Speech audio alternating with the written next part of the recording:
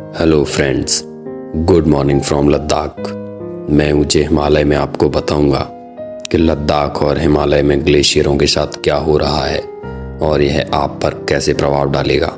आज के दिन यहाँ की खुली जलवायु में और रात का तापमान -1 डिग्री सेल्सियस रहा।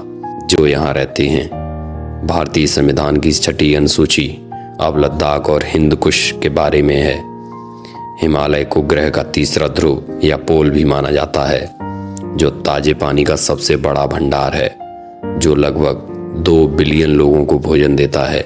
ग्रह की आबादी का 1/4 हिस्सा और पूरा उत्तर भारत इस जल पर निर्भर करता है। हम सभी जानते हैं कि वर्ल्ड का टेम्परेचर बढ़ रहा है और ग्लेशियर पिघल रहे हैं, लेकिन हम क्या ही करते हैं पता नहीं। हम में से बहुत से लोग यह जानते हैं कि नहीं, ग्लोबल वार्मिंग क्या है, जिसका सभी लोगों की जीवन शैली से संबंध है। दुनिया के शहरों में जो चीज ग्लेशियर्स को समान रूप से बुरी तरह प्रभावित कर रही है, जिसका कारण ब्लैक कार्बन एमिशन है, जो मानवीय गतिविधियों से निकलता है, और यह सबसे गंभीर समस्या है।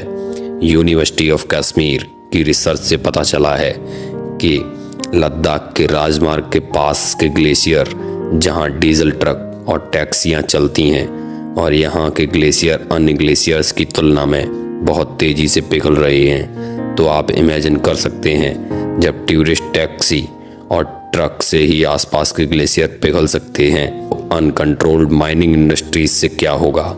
इस नाजुक स्थिति में परमिशन नहीं दी जा सकती, तो इससे हमारे सभी ग्लेशियर्स पिघल जाएंगे।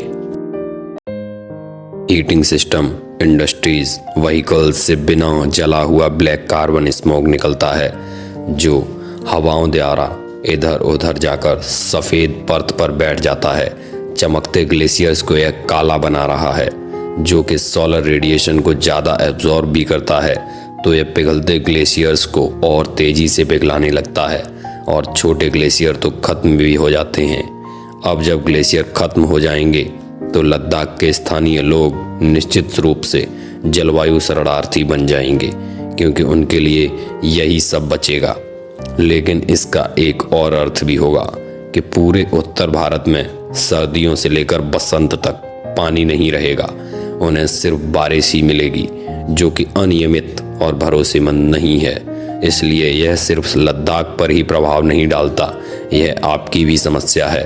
और इसीलिए हमें एक तरफ बड़े शहरों के लोगों में जीवन शैली बदलनी चाहिए, दूसरी तरफ सरकारों से मांग करनी चाहिए कि वे देश के इस पवित्र जलाशय को माइनिंग इंडस्ट्रीज के हमलों से बचाएं।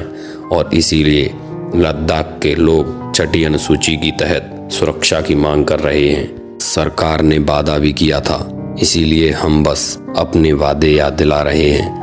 यही तो मैं इन क्षेत्रों में ग्लेशियर्स के बारे में कहना चाहता था। आशा करता हूँ आपको ये जानकारी सही लगी होगी। हमें अपने नेचर को बचाने के लिए सोनम वांगचुक का साथ देना चाहिए।